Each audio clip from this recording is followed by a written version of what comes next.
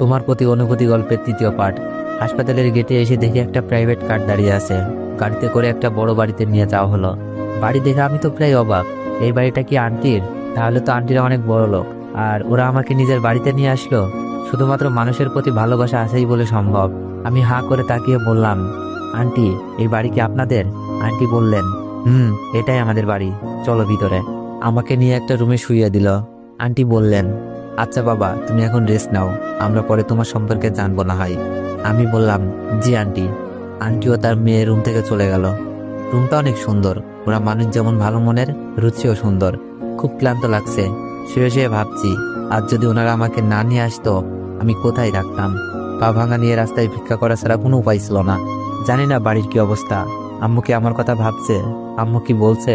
ছেলেটার এমন বলে শাস্তিটা একটু বেশি হয়ে গেল। আমি তো আম্মুর চোখের মনি ছিলাম, নাকি তার জন্যই আম্মু সে কষ্ট সহ্য করতে পারেনি? আম্মুর মনে আমার জন্য ঘৃণা জন্মে গেছে। আম্মু যদি জানতে পারতো তার ছেলে পা ভেঙে ফেলেছে, আম্মু কি এখনো রাগ করে থাকতো, নাকি ছুটে আসতো? আম্মুকে দেখতে খুব মন চাচ্ছে, কিভাবে দেখবো? মোবাইলটা যে ভেঙে গেছে। আম্মু, আমি তোমাকে অনেক ভালোবাসি, ক্ষমা করে দিও। বলতে পারি নাই সত্য কথাটা, আর মনে হয় চাইলেও বলতে পারবো না। মোবাইলটার সাথে হয়তো ভিডিওটাও হারিয়ে ফেলেছি। খুব জানতে ইচ্ছা করছে, আব্বুকে আমার কথা ভাবছে, নাকি আমাকে তার মনে কবর দিয়ে ফেলেছে। আর সুমি আপু হয়তো বলছে বিশ্বাসটা ভেঙে দিয়েছে। আর মিথিলা তো বললই দুলাভাইকে বিয়ে করে ফেলবে। তবে দুলাভাইকে এই ভুলটা আবার করবে? আমিও তো ভিডিওটা দেখিয়েছি, হয়তো ভিডিওটা দেখে থমকে গেছে এতক্ষণে। মিথিলাকে জানিয়েও দিয়েছে। ভাবি হয়তো এখনো নীরবে কাঁদছে, বলছে বিনা দোষে আজ আমি ঘর ছাড়া। আমার খবর নেওয়ার জন্য হয়তো মোবাইলে ফোন দিচ্ছে, কিন্তু ফোন বন্ধ পেয়ে হয়তো ভাবছে ছেলেটার কিছু হয়ে গেল নাকি। ভাবতে ভাবতে কখন যে ঘুমিয়ে যাই।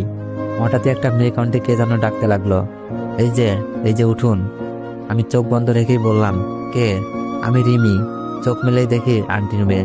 আমি বললাম, ও আপনি? আপনার নাম রিমি? রিমি বলল, ইয়া জাহান রিমি। আপনার নামটা তো জানা হলো না, আপনার নাম কি? উঠে বসে বললাম, আমার নাম আশরাফুল ইসলাম। রিমি বলল, সুন্দর নাম, আম্মু আপনার জন্য খাবার পাঠিয়েছে, খেয়ে নিন।